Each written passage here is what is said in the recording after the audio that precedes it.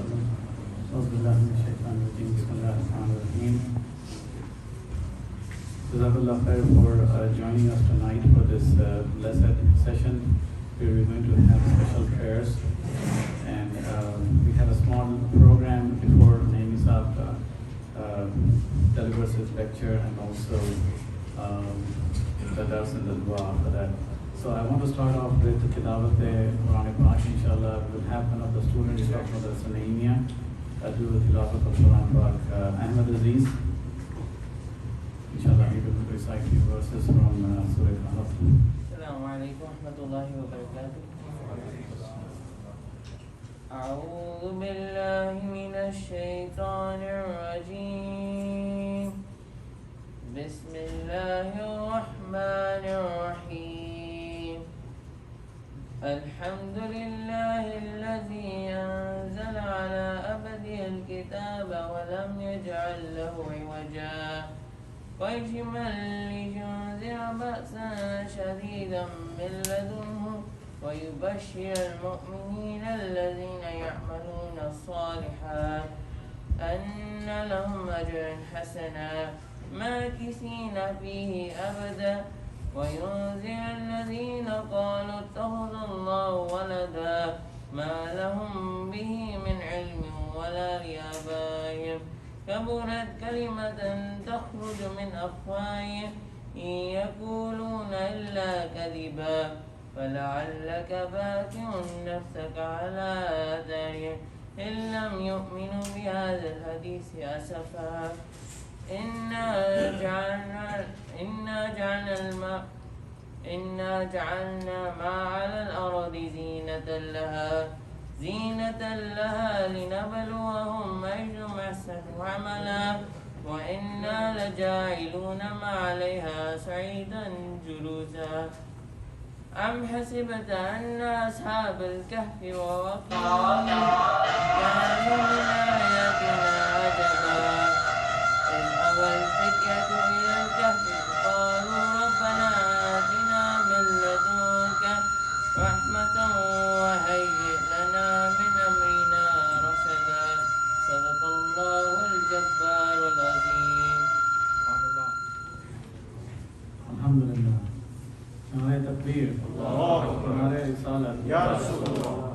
Appreciate your patience. Inshallah, before Naimi Saab does his class, we have one of the previous students of the Naimi Saab, an example for the youth here in the community, son of Brother Waliuddin. I would like to invite Mustafa to deliver a small speech on the significance of this blessed night. Please welcome Mustafa. وعليكم السلام ورحمة الله. نحمده ونصلي على رسوله الكريم. أما بعد فأعوذ بالله من الشيطان الرجيم. بسم الله الرحمن الرحيم. رب اشرح لي صدري ويسر لي أمري واحلل عقدة من لساني يفقهوا قولي. We are gathered here tonight to celebrate Shab-e Barat, or the night of fortune and forgiveness. Worship in this night is very important. Allah subhanahu wa ta'ala says in Surah Baqarah, ayah 21, يَا أَيُّهَا النَّاسُ اعْبُدُوا رَبَّكُمُ الَّذِي خَلَقَكُمْ وَالَّذِينَ مِن قَبْلِكُمْ لَعَلَّكُمْ تَتَّقُونَ. Which means, O humanity, worship your Lord who created you and those before you so that you may become mindful of Him.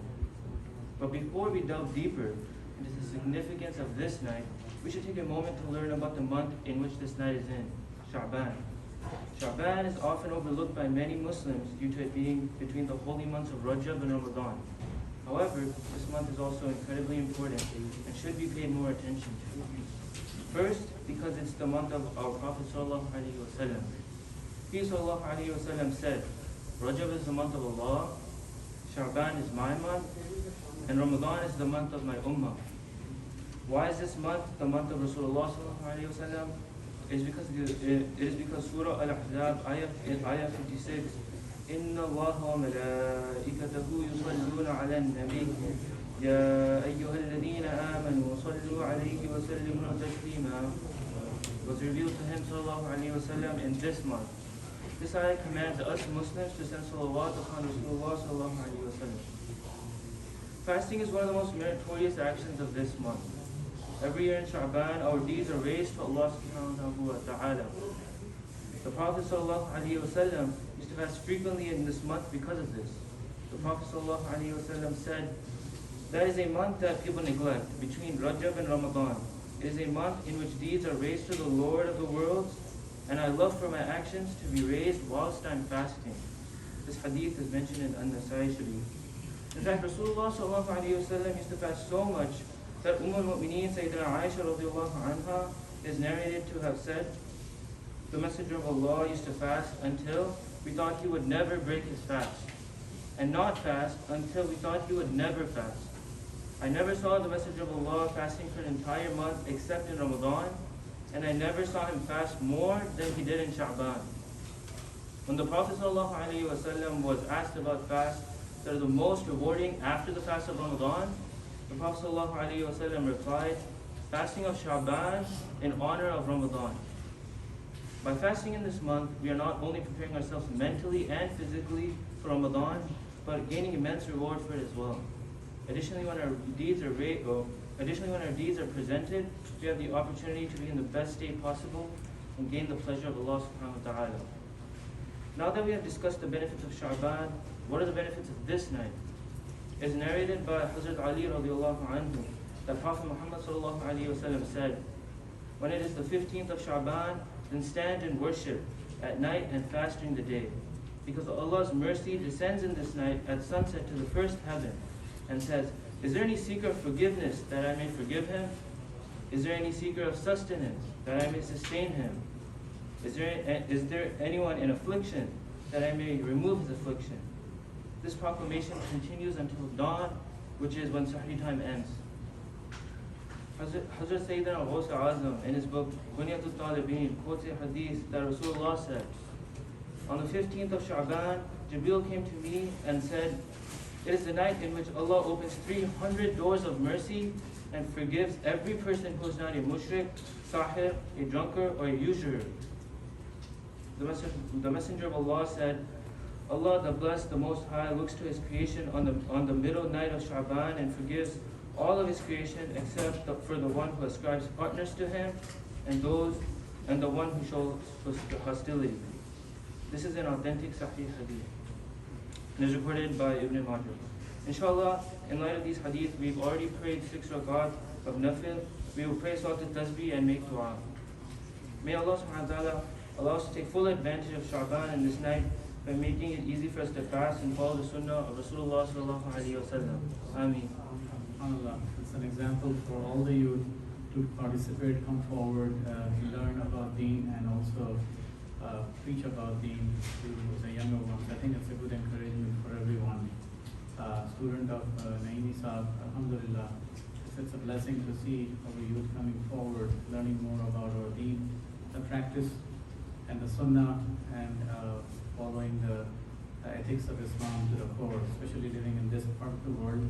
It's very tough for the parents to manage the day-to-day life for their kids with the school and managing 5 times prayer and also living as per the Deen of Islam is not easy. But Alhamdulillah, this idara, this institution, Masjid Amina Barakat Quran Center is open to everyone. It's a good place for your youth to come forward and participate in the volunteering and also in the learning sessions. Naimi Saab is open to accepting any students who want to learn better part of Deen, and inshallah, please send your kids here, let them participate, let them be part of the community, inshallah. And just another quick update. Tonight is a special night, so please relax a little bit. Our program, as you can see, is going to extend into different sections. Next, I will invite our Hafiz Afari, Brother Mudassir, to recite without the Quran Pak. And before Naimi Saab comes on, I just want to let you know that this is the night if we can be together, participate, and also it might take a little bit, so even if we are delayed by a little bit, please accept, and inshallah, let's all get the most of this night. I will invite Brother Hafiz Mudassir to recite the Quran, inshallah. صلى الله عليك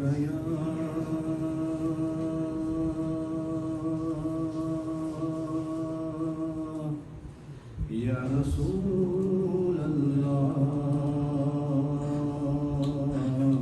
وسلم عليك يا حبيب الله وہاں کیا جود و کرم ہے شہبت ہاں تیرا وہاں کیا جود و کرم ہے شہبت ہاں تیرا نہیں سنتا ہی نہیں مانگنے والا تیرا وہاں کیا جود و کرم ہے شہبت ہاں تیرا نہیں سنتا ہی نہیں مانگنے والا تیرا دھارے چلتے ہیں عطا کے وہ ہے قطرہ تیرا دھارے چلتے ہیں عطا کے وہ ہے قطرہ تیرا تارے کھلتے ہیں سقا کے وہ ہے ذرہ تیرا تارے کھلتے ہیں سقا کے وہ ہے ذرہ تیرا فرش والے تیری شوکت کا علو کیا جانے آقا فرش والے تیری شوکت کا علو کیا جانے خسروا عرش پہ اڑتا ہے پریرا تیرا خسروا عرش پہ اڑتا ہے پریرا تیرا تیرے قدموں میں جو ہے غیر کا منہ کیا دیکھے آقا تیرے قدموں میں جو ہے غیر کا منہ کیا دیکھے کون نظروں پہ چڑھے دیکھ کے کلوا تیرا کون نظروں پہ چڑھے دیکھ کے کلوا تیرا وہاں کیا جو دو کرم ہے شہبت ہاں تیرا نہیں سنتا ہی نہیں مانگنے والا تیرا السلام علیہ وسیم جسیم رزیم نظیم نازم منازم لا ولا مناظر له ولا منازم له ولا مقابل له ولا مساوي له ونشهد ان لا اله الا الله ونشهد ان سيدنا مولانا محمدا عبده ورسوله نبئ عبادي اني انا الغفور الرحيم صدق الله مولانا العلي العظيم وبلغنا رسوله النبي الكريم ونحن على ذلك لمن الشاهدين والشاكرين والحمد لله رب العالمين ان الله وملائكته يصلون على النبي يا ايها الذين امنوا صلوا عليه وسلموا تسليما رسالة الشيخ اللهم صل على سيدنا محمد وآبائے محمد وآل محمد وصحاب محمد وبارک وسلم. اللہ تعالیٰ said in Quran Majid, Surah Mu'minun, وَقُلْ رَبِّ اغْفِرْ وَارْحَمْ أَنْتَ خَيْرُ الرَّاحِمِينَ. And Ya Muhammad, say, my Lord, forgive and have mercy, and you are the best of those who show mercy.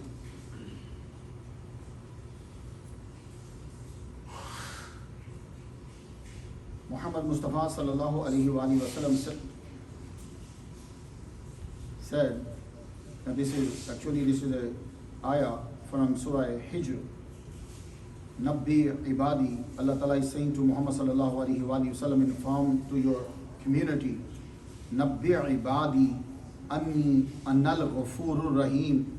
Ya Muhammad sallallahu alaihi wasallam, inform my servants that it is I who am the forgiving, the merciful.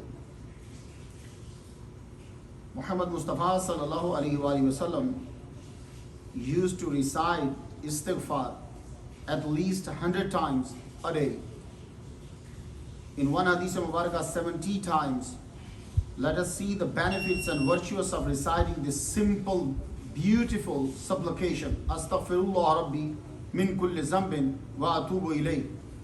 Istighfar is the gateway of relief and happiness. Whenever you are in distress, when you are in disturbed and frustrated, anxiety surrounds you, start reciting Astaghfirullah. Inshallah, it will take you out of your anxiety and will put in a peaceful situation. Ibn Abbas radiallahu ta'ala anhu narrated, the Messenger of Allah ta'ala said, if anyone constantly seeks pardon saying Astaghfirullah, Allah will appoint for him a way out of every distress and relief from anxiety, and will provide sustenance for him from where he expects not. This hadith Mubarakah mentioned in Abu Dawud Sharif. Istighfar removes anxiety and dua are answered. Istighfar opens the doors of sustenance. Istighfar opens the doors of mercy. Istighfar opens the door of knowledge. Astaghfirullah also helps us to refrain from all form of sins regularly. Saying this reminds us that Allah Ta'ala is everywhere. In another hadith Mubarakah, Abdullah ibn Abbas radiyallahu ta'ala narrates that Rasulullah sallallahu alaihi wasallam said, the one who regularly says istighfar, that is frequently repent to Allah Ta'ala for sins committed, all sorrow and hardship will be removed, and in its place prosperity and satisfaction granted. One will receive sustenance from unimagined sources. آج کی رات استغفار کی رات ہے، اور میں آپ کو صرف ایک میسیج دینے آیا ہوں جو اللہ تعالیٰ نے حضور کو دیا اور حضور نے ہم تک پہنچایا. وہ میسیج یہ ہے، نبی عبادی انی انا الغفور الرحیم، میرے بندوں کو یہ خبر پہنچا دو کہ میں بخشنے والا ہوں اور رحم کرنے والا ہوں. حافظ صاحب بیٹھے ہوئے ہیں، پورے قرآن میں کہیں نہیں لکھا ہوا کہ اللہ نے کہا ہو ان کو خبر پہنچا دو کہ میں تمہیں مار دوں گا، تباہ کر دوں گا. یہ کہا ہے کہ اگر یہ کرو گے تو اس کا رزلٹ یہ ہے، ایمان نہیں لاؤ گے. یہ خاص جملہ ہے تمہارے لیے، اور مجھے یوں لگتا ہے کہ جیسے ابھی وارد ہوا اس کا مفہوم، اور آپ لوگوں کو یہ میسیج پہنچا رہا ہوں کہ رب تمہیں کہہ رہا ہے کہ بھائی میں غفور ہوں، میں رحیم ہوں، میں بخشنے والا ہوں. اور آج کی رات جو ہی یہ سورج ڈوبا ہے، اس کی رحمت پہلے آسمان پہ آ چکی ہے. پہلے آسمان پہ آ کے آپ کو آوازیں آ رہی ہیں، اگر آپ سن سکتے ہو، لیکن اللہ کی آواز کانوں سے نہیں سنی جاتی. یہ بات اس لیے ہر بندہ نبی نہ بن جائے، یہ یاد رکھیے گا. نبی اللہ کی آواز یہاں سے نہیں سنتا، وہ پوری باڈی سے سنتا ہے. اس لیے ہر بندہ نبی نہیں ہوتا. نبی جو ہوتا ہے آپ سنتے ہو کان سے، اس کی آواز جب آتی ہے تو نبی اپنی پوری باڈی سے سنتا ہے. یا اس کے دو اور طریقے ہیں، کبھی جبریل علیہ السلام بھی تشریف لاتے ہیں تو اللہ تعالیٰ کا پیام نبی تک پہنچا، اور محمد مصطفیٰ صلی اللہ علیہ وآلہ وسلم نے یہ ہم تک پہنچایا کہ نبی عبادی انی انا الغفور الرحیم. تو اب وہ آواز آ رہی ہے، یہ آواز صبح تک جاری رہے گی. جب آپ نے روزہ بند کرنا ہے 5:59 پہ، اس وقت آواز بند. جب اذان کا ٹائم شروع ہوا آواز بند. آواز کیا آ رہی ہے کوئی رزق مانگنے والا میں اسے رزق دوں، ہے کوئی صحت مانگنے والا میں اسے صحت دوں، ہے کوئی مجھ سے گناہوں کی معافی مانگنے والا میں اس کے گناہ معاف فرما دوں، بلائیں دور کروانا چاہتا ہے. یہ آوازیں آتی رہی. اب آپ لوگوں نے اپنے آپ کو اب تیار کرنا. میں اسی لیے آیا ہوں، آپ تھوڑا سا تیار ہو جائیں. لیکچر نہیں دینا، لیکچر آپ نے ولی صاحب کے بیٹے سے سن لیا ہے، لیکچر وہی تھا. میں صرف آپ کو یہ انفارم کرنے آیا ہوں، ایک پیغام پہنچانے آیا ہوں. اللہ کہہ رہا ہے میرے بندوں کو خبر پہنچا دو، میں بخشنے والا ہوں، میں رحم فرمانے والا ہوں. اب وہ رحم کتنا فرماتا ہے اب آپ کو تصور بھی نہیں ہوگا. آپ سب لوگ جو آئے ہو نا، خود نہیں آئے، اس نے تمہیں بلایا ہے. اور میں یہ سمجھتا ہوں کہ اس وقت کوئی مجھ سے پوچھے کہ دنیا کے خوش قسمت ترین انسان کون ہیں، تو میں اسے یہ جواب دوں گا کہ جو اس وقت مسجد میں بیٹھ کر خدا کی رحمت کا انتظار کر رہے ہیں اور اپنے گناہوں کی بخشش طلب کریں گے اور مسجد میں بیٹھے ہیں. ان سے بڑھ کر دنیا میں اس وقت خوش قسمت انسان کوئی نہیں ہے.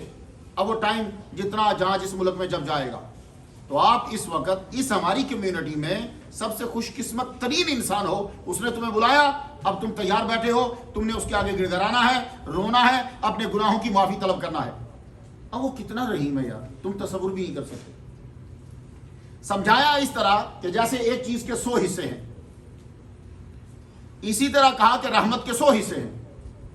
اس نے ایک حصہ پوری دنیا میں بانٹ دیا ہے اللہ نے، اور 99 حصے اس نے اپنے پاس رکھ لیے. اب خود سوچو، بیٹھ جاؤ، چھوڑ دو پچھلے کیا گناہ تھے، آج بخشوانا ہے. لیکن یہ بات ذہن میں رکھ کے بخشوانا ہے. 100 حصے، 100 میں سے 99 اس نے اپنے پاس رکھے ہیں، ایک حصہ اس نے پوری دنیا میں بانٹ دیا ہے. اب وہ جو اس نے پوری دنیا میں بانٹا ہے نا، اس پوری دنیا میں سے ایک مخلوق ہے جس کا نام انسان ہے. اس انسان کی ایک ماں ہوتی ہے. ویسے تو ماں ہر ایک کی جو ہے وہ زبردست ہے، جانوروں سے لڑ جائے گی، اپنا آپ شیر سے بھی لڑ جائے گی اپنے بچے کو بچانے کے لیے. لیکن انسان، آپ انسان ہو، اس لیے مثال آپ کی دوں گا. سرکار صلی اللہ علیہ وسلم کے پاس کچھ صحابی لوگ آئے، قیدی بن کر آئے. وہ ایک ماں تھی ان میں سے، وہ اپنے بچے کو سینے سے لگا کے دودھ پلا رہی ہے. حضور صلی اللہ علیہ وسلم نے فرمایا صحابہ سے، یہ ماں جو اپنے بچے کو دودھ پلا رہی ہے، کیا یہ چاہے گی کہ اس کا بچہ جو ہے وہ آگ میں جلے؟ کیا یہ آگ میں پھینک دے گی؟ میں مفہوم بتا رہا ہوں. کیا یہ اپنے بچے کو جس کو یہ دودھ پلا رہی ہے اٹھا کے آگ میں پھینک دے گی؟ کہا یا رسول اللہ، ماں تو کبھی بھی اپنے بچے کو آگ میں نہیں پھینکے گی. سرکار صلی اللہ علیہ وآلہ وسلم کی آنکھوں میں آنسو آ گئے تو فرمانے لگے پھر رب تعالیٰ بھی اپنے بندے کو نہیں چاہے گا کہ وہ آگ میں جلے، کیونکہ وہ اس عورت سے بھی بڑھ کر اپنے بندوں سے پیار کرتا ہے. اب ہمیں دوسری جگہ سے پھر مفہوم ملا کہ اللہ تعالیٰ 70 ماؤں سے بڑھ کر اپنے بندے سے پیار کرتا ہے. یار تم نے اپنی ماں کا پیار تمہیں بچپن میں یاد نہیں آئے گا. بچپن میں یہ ماں باپ ہمیں فضول لگتے ہیں، یہ اس وقت یاد آتے ہیں جب ہمارے اپنے بچے ہوتے ہیں. پھر جب وہ کھڑے ہو کر بدتمیزی کرتے ہیں تو پھر ہمیں یاد آتا ہے ہمارے ماں باپ کتنے امپورٹنٹ تھے. یار تمہیں اپنے ماں باپ، ابھی سوچو، ابھی تم اندازہ کرو وہ کتنا ہم سے پیار کرتے. کیا کچھ نہیں کیا انہوں نے ہمارے لیے، ہمیں پڑھانے کے لیے، ہمیں پالنے کے لیے، کیا کچھ نہیں انہوں نے کیا. رب کہہ رہا ہے کہ 70 ماؤں سے بڑھ کر، 70 ابوں سے نہیں. یہ نہیں ہے ہم تک جو پیغام پہنچا وہ یہ نہیں پہنچا کہ اللہ 70 ابوں سے بڑھ کر پیار کرتا ہے. کہا وہ 70 ماؤں سے بڑھ کر پیار کرتا ہے. امی کا نام آیا، ابے کا نام نہیں آیا. کیوں؟ اس لیے کہ ابا سورج ہے، امی چاند ہے. ابا جو ہے اس کو کسی نہ کسی وقت گرمی دکھانی پڑتی ہے. اگر ابا گرمی نہیں دکھائے گا تو پھر یوں ہی سمجھو کہ جیسے پوری زمین میں سے اس سورج کو تباہ کر دیا جائے. تو سورج کو تم تباہ نہیں کر سکتے ورنہ نظام خراب ہوگا، اس لیے ابا کو نرم نہیں کر سکتے ورنہ گھر کا نظام خراب ہوگا. تو جیسے سورج ویسے ابا. تو ابا کبھی کبھی ٹھوک بھی دیتا ہے، تو اس لیے ابا نہیں کہا 70 ماؤں سے بڑھ کے پیار کرتا ہے. کیوں؟ ماں ہر وقت بچے کا عیب چھپاتی ہی رہتی ہے، چھپاتی ہی رہتی ہے، چھپاتی ہی رہتی ہے، چھپاتی ہی رہتی ہے. آپ کبھی گئے، ماں نے رات کو 1 بجے دروازہ کھول دیا، کیوں؟ ابے کی نظر نہ پڑی ورنہ تھپڑ مارے گا اس کو، جوتے سے مارے گا اسے. تو اس ماں نے تمہیں تمہارے ابے کی نظروں سے بھی چھپا لیا. تمہاری ماں تمہارے گندے عیبوں کو بھی جانتی تھی. سنو، جاؤ پوچھو، ماں اپنی بیٹی کے عیب بھی چھپا لیتی ہے.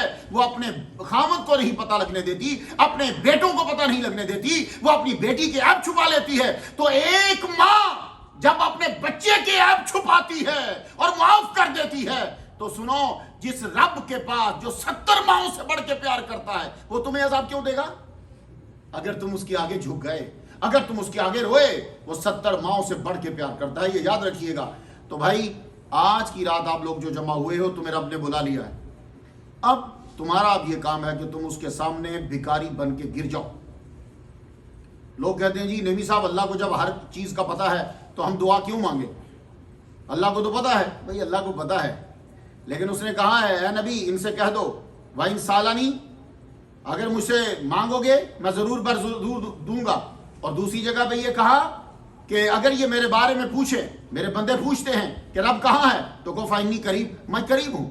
رب تعالیٰ بہت قریب ہے، بہت قریب ہے۔ وہ کتنا قریب ہے؟ کہا نحن اقرب الیہ من حبل الورید، میں بندے کی شارک سے زیادہ قریب ہوں۔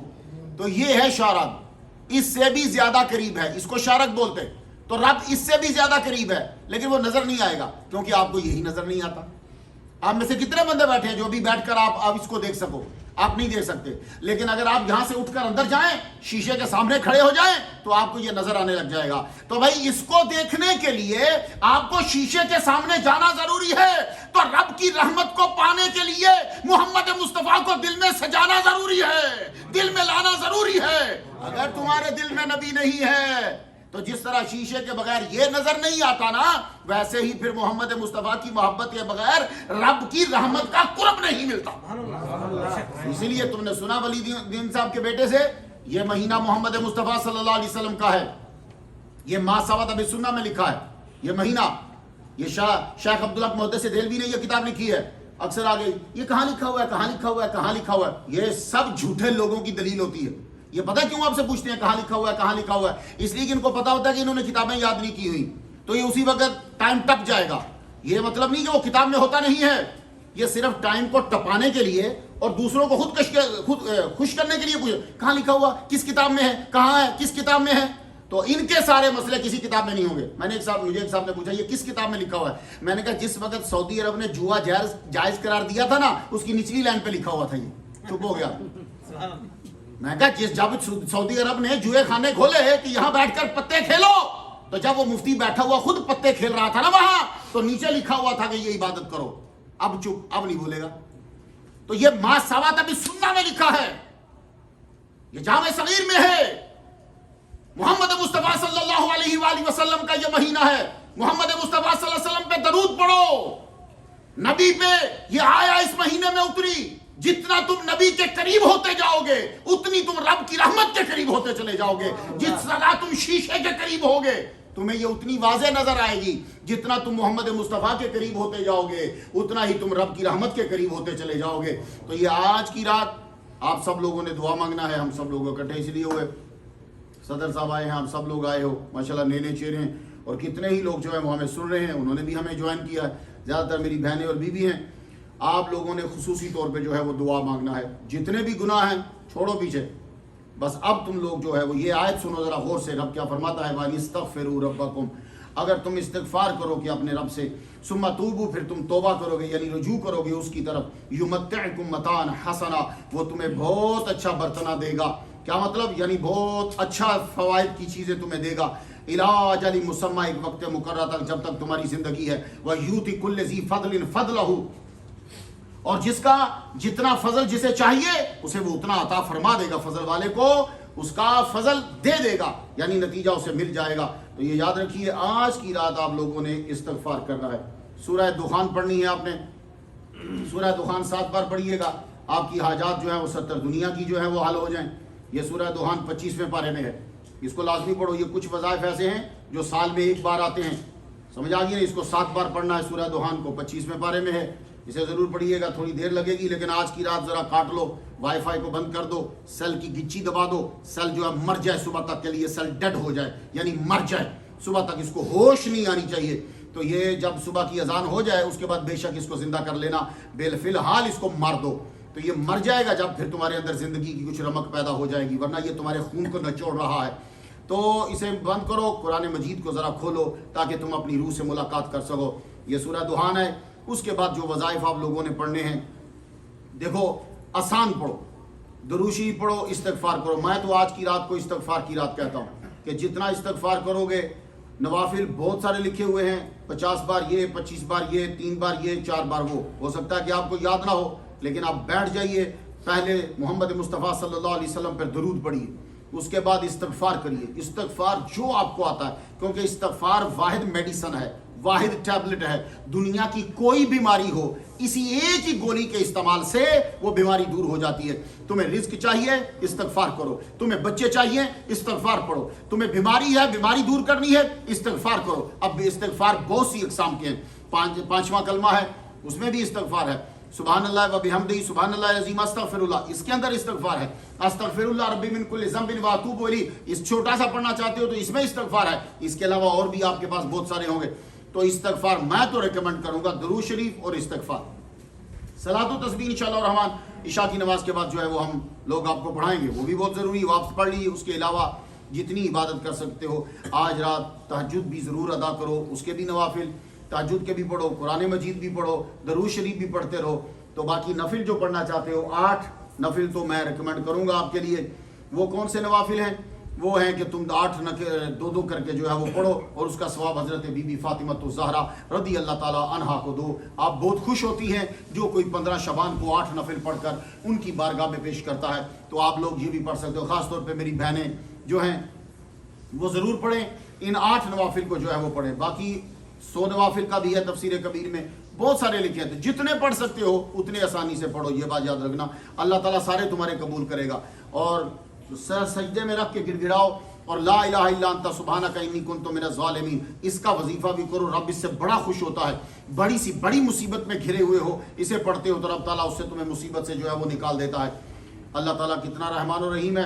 بس آخری بات سنو تو پھر دعا کی طرف بڑھ چلتے ہیں. نماز کا ٹائم تھوڑا سا بڑھایا. محمد مصطفیٰ صلی اللہ علیہ وآلہ وسلم فرماتے ہیں، یہ مسلم شریف میں اور بخاری میں بھی ہے، ایک صاحب نے 99 قتل کر دیے. باقی گناہ ہیں لیکن یہ بہت بڑا گناہ ہے قتل کر دینا. اس نے دشمنی ہوگی لیکن ہیں تو انسان ہی. اس نے 99 بندے مار ڈالے. آدمی کو خیال آ جاتا ہے یار میں اتنے گناہ کیے، اب میرے لیے کوئی معافی کا رستہ ہے؟ آتا ہے. اب معاف کرنا تو اللہ کا کام ہے. وہ ایک صاحب کے پاس چلا گیا. یہ حضور صلی اللہ علیہ وآلہ وسلم بنی اسرائیل کی بات بتا رہے ہیں. جا کے ان سے پوچھتا ہے وہ راہب سے، نیک سے، وہ چرچ چلاتے ہوں گے یا جو بھی ہوں گے، جی میرے گناہ معاف ہو سکتے ہیں؟ میں نے 99 بندوں کو مار دیا ہے. تو مسلم و بخاری میں لکھا ہے کہ جب اس نے یہ بات کی تو وہ بندہ تو پیچھے ہو گیا ایک دم. تو نے 99 بندے مار دیے، تجھے رب تعالیٰ کبھی معاف نہیں کرے گا. انہوں نے کہا اچھا نہیں معاف کرے گا تو ٹھیک ہے پھر جہاں 99 مارے کم سے کم سنچری تو پوری ہو. تو مسلم میں لکھا اس نے وہ بندہ بھی مار دیا، 100 پورے کر دیے. 100 بندے مر گئے. پھر اس کو خیال آیا کہ میں اللہ تعالیٰ سے معافی مانگ لوں. سرکار صلی اللہ علیہ وسلم یہ سنا رہے ہیں رب کی رحمت، میں اللہ سے معافی مانگوں. تو ایک صاحب کے پاس گیا، وہ راہب تھے، جنگلوں میں پھرتے وہیں رہتے. میں نے 100 بندے مار ڈالے ہیں، کیا اللہ تعالیٰ میرے گناہ معاف فرمائے گا؟ ان صاحب نے سر اٹھا کے یہ کہا، دنیا میں کون ہے جو تیرے اور اللہ کے درمیان حائل ہو جائے؟ گناہ تو نے کیا ہے، معاف کرنے والا وہ ہے. لیکن ایک بات میں تمہیں بتاتا ہوں، تو اس طرح کر، اس زمین پہ مت رہ. یہ علاقہ تیرے لیے نحوست والا ہے. تو یہاں سے سفر کر جا اور چلا جا. فلان جگہ پہ کچھ بندے رہتے ہیں جو سارے مل کے بیٹھ کے اللہ کا ذکر کر رہے ہیں، ان کے پاس جا، شاید اللہ تعالیٰ تیرے گناہوں کو معاف کر دے. اب دیکھا ہم نے کہ جہاں بندے بیٹھ کے اللہ کا ذکر کر رہے ہیں وہاں جا کر اپنے 100 بندوں کے قتل کی معافی مانگ. یہ چلا. مسلم و بخاری میں حدیث آپ پڑھیں گے، یہ آدمی چلا تو رستے میں ہی مر گیا. چلا کہاں تھا؟ وہاں جب بندے بیٹھ کے ذکر کر رہے تھے، اللہ سے معافی مانگ رہے تھے، اس نے جا کے معافی مانگنا تھی. یہ رستے میں ہی مر گیا. اب فرشتے جب آئے تو آپ جب مرتے ہو تو فرشتے 2 طرح کے آتے. ایک تو نیک فرشتے ہوتے ہیں، وہ خوشبودار کپڑے میں آپ کی روح کو لپیٹ کر آسمانوں کی طرف لے جائے. اتنی خوشبو آتی ہے، اتنی خوشبو آتی ہے. تو آسمانوں، اور جو دوسرا آدمی ہوتا ہے اس کی اتنی گندی بدبو ہوتی ہے کہ آسمان کا دروازہ ہی نہیں وہ کھولتے، بولتے اس کو نیچے پھینک دو، تو تحت سرا میں پھینک دیا جاتا ہے. تو فرشتے آگے نیک بولنے لگے ہم لے کر جائیں گے. دوسرے بولنے لگے نہیں ہم لے کر جائیں گے، یہ 100 بندوں کا قاتل ہے. دوسرے بولے نہیں ہم لے کر جائیں گے، یہ تو توبہ کرنے کے لیے جا رہا تھا. بیچ میں کہتے ہیں کہ فرشتہ انسانی شکل میں آیا، اصل میں رب نے بھیجا تھا کہ فیصلہ کر لو، زمین کو ماپ لو. اگر اس کی زمین، اس کی جگہ وہ قریب پڑتی ہے جہاں سے یہ چلا تھا، جہاں اس نے گناہ کیے ہیں، تو پھر اس کو دوزخ میں بھیج دو. اور اگر اس کی وہ زمین قریب پڑتی ہے جہاں یہ جا رہا تھا، جہاں نیک لوگ ہیں، تو پھر اس کو جنت میں بھیج دو. تو زمین ماپنے لگے تو زمین وہاں کی قریب پڑ رہی تھی جہاں سے یہ آیا تھا. رب تعالیٰ کی رحمت، یہ میرا نبی دنیا کا سچا انسان بتا رہا ہے کہ رب تعالیٰ نے زمین سے یہ کہا اپنی تنابوں کو کھینچ دے، وہاں قریب کر جہاں نیک بندے بیٹھے تھے، تاکہ میں اس کو اس کی نیت کا صلہ عطا کر دوں. یہ ہے ہمارا رب. اس لیے آج تم آئے ہو. تو آج آگے ہو تو آج آنسو بہانا، رونا، گڑگڑانا، اس سے مانگنا، وہ دے گا، وہ اللہ ہے. اس لیے پھر لیکن ایک بات ہے، یہ یاد کر لو کہ اب جب تم توبہ کر لو گے تو پھر اس کے بعد یہ نہیں کہ صبح پھر گناہ شروع کر دیں، نہیں، یہ مذاق ہے. وَإِنِّي لَغَفَّارٌ لِمَنْ تَابَ، میں غفار ہوں اس کے لیے جس نے رجوع کیا، وَآمَنَ، ایمان لایا، وَعَمِلَ صَالِحًا، اور جس نے جو ہے وہ اچھے کام کیے اس کے لیے. یہ یاد رکھیے گا، آج اللہ تعالیٰ سے اپنے گناہوں کی معافی مانگیے. انشاءاللہ ہمیں اللہ تعالیٰ سے پوری امید ہے، ہم اسی نیت سے آئے ہیں. آپ سب لوگ جو ہیں وہ اب تیار ہو جائیے، جو ہمیں سن رہے ہیں وہ بھی تیار ہو جائیں. تو سیل جو ہے وہ ذرا تھوڑا سا اس کی آواز کو بند کر دی، کیونکہ سپلیکیشن کے اندر، دعا کے اندر جو ہے وہ کنسنٹریشن بہت ضروری ہوتا ہے. تھوڑی دیر کے لیے بھی ڈسٹرب ہو جائے تو مسئلہ ہو جاتا ہے. آپ اپنے نظروں کو جھکا لیجئے گا، رب تعالیٰ کی رحمت بالکل آپ کے قریب ہے. پہلے آسمان پر اس کی رحمت آوازیں دے رہی ہے، اور یہ آوازیں وہی سن سکتا ہے جس کو اللہ تعالیٰ نے خصوصی کان عطا کیے ہوں.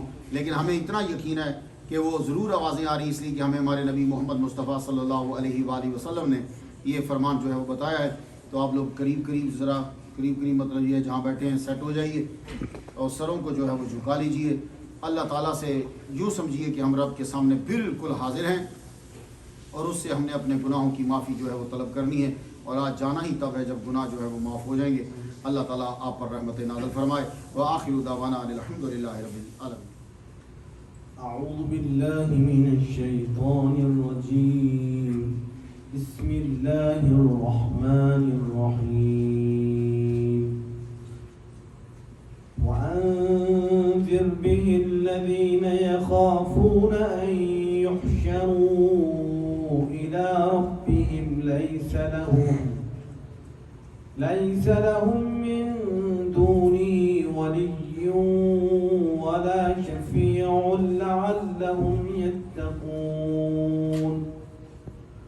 ولا تطرد الذين يدعون ربهم بالغداة والعشي يريدون وجهه ما عليك من حسابهم من شيء وما من حسابك عليهم من شيء فتطردهم فتكون من الظالمين. وكذلك فتنا بعضهم ببعض ليقولوا هؤلاء من الله عليهم من بيننا أليس الله بأعلم بالشاكرين. وإذا جاءك الذين يؤمنون بآياتنا فقل سلام عليكم كتب ربكم على نفسه الرحمة أنه من عمل منكم سوءا بجهالة ثم تاب من بعده وأصلح فأنه غفور رحيم. وكذلك نفصل الآيات ولتستبين سبيل المجرمين. صدق الله العظيم.